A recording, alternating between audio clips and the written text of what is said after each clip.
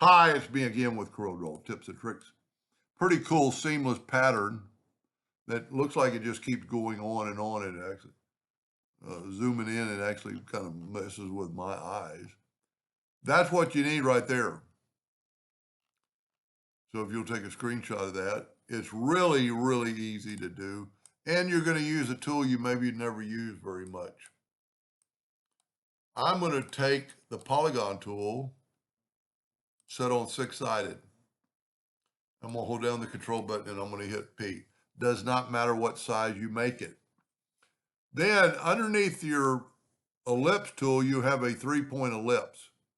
And if you will go from that node to that node and then hold down the control button, you get a perfect ellipse.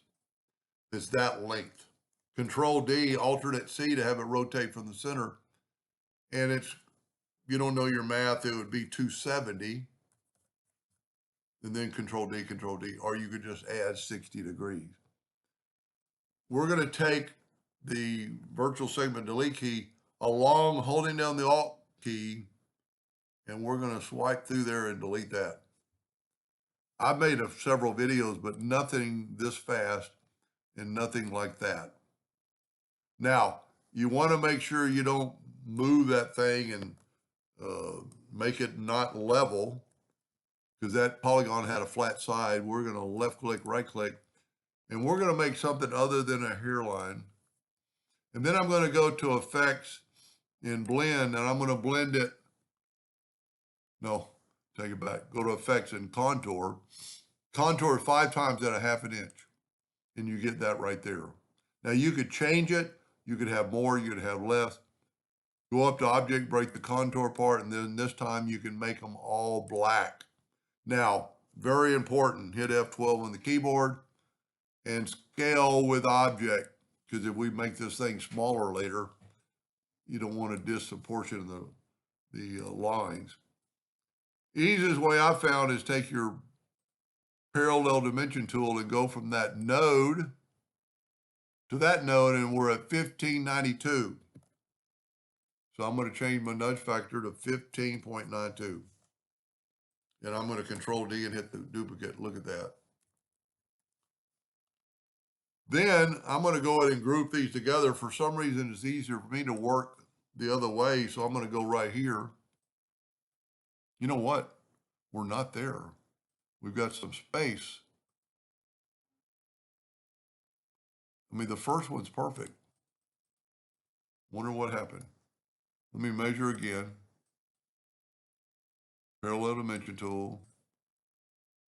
Node to node, 1592. I must have jiggled something.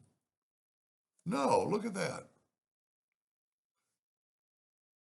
1, 2, 3, 4, 5 lines. 1, 2, 3. You know what? Maybe I didn't group it together. No, yeah. See, it wasn't grouped together. Control G to group it. We're still going to be that 1592, so Control D. See, the first one took the group, the second one didn't. Now, for some reason, I'm going to group this together. I like working up downhill, so I'm going to hit 90 degrees. I don't know, it's just for easier for me to move left to right. I'm going to Control D and make a duplicate and taking that node and putting it there. You have to be precise and kind of look down. Now, if we hit Control D again, we're going to keep going downhill. So now group this together, Control G. I'm going to zoom in a little bit. Control D to duplicate and grab that pointed node right there and have it snap right to there. And while you're doing that, look down here and make sure you don't have any double line. And there you go. Now we could play around with this, Control G, hit P to put it in the center of the page. And see here, we can scale it down in our, well, not that small. And our lines are still there. If we didn't do that, our line, if we did not scale with object, and that's pretty cool within itself. I'm just going to make all the lines yellow now and put a black box around it and go up to object order, back a page like I do every video lately. I'm going to take away the indexing lines. And you know, they look like the lines keep going, but they don't. So if you take your Smart Fill tool, set on that blue, and we fill that in, it only does, well, there, look at that. It does continue on some places.